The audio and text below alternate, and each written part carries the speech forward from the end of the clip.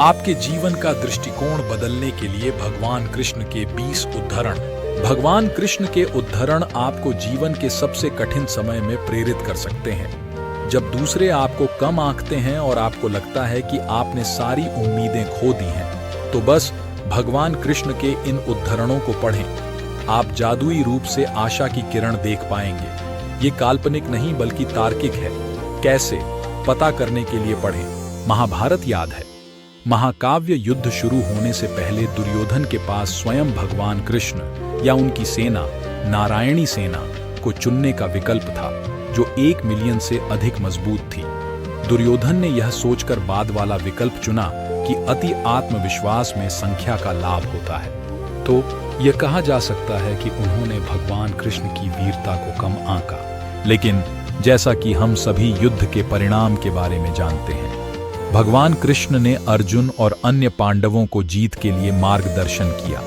युद्ध के दौरान उनकी रणनीति और उनकी रणनीतियां जो उन्होंने अर्जुन को सिखाईं, आज भी इतिहास में सर्वश्रेष्ठ में से कुछ के रूप में जानी जाती हैं।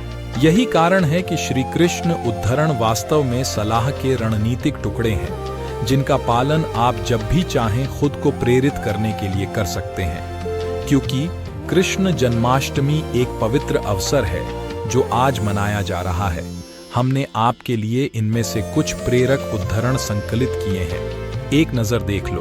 भगवान कृष्ण उद्धरण।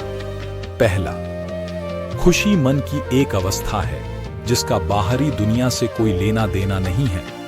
दूसरा, किसी और के जीवन की नकल को पूर्णता के साथ जीने की तुलना में अपनी नियति को अपूर्ण रूप से जीना बेहतर है।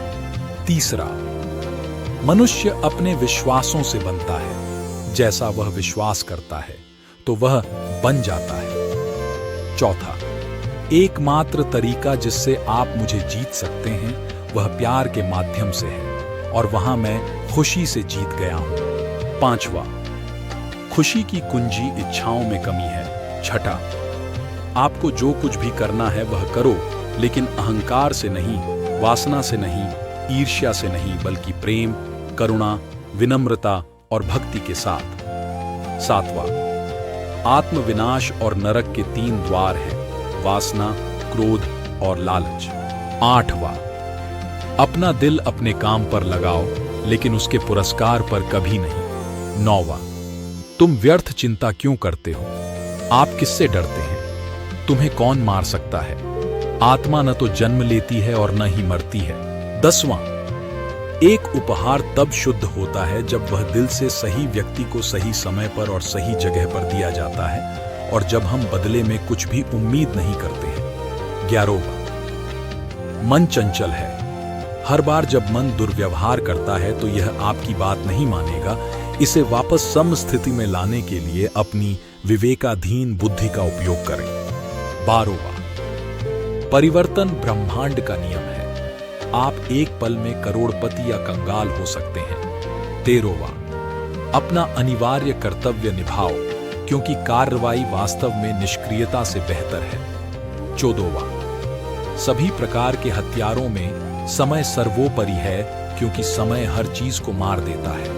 15वां, जिसके पास कोई लगाव नहीं है वह वास्तव में दूसरों से प्यार कर सकता है, क्योंकि उसका प्यार शुद्ध और पवित्र है।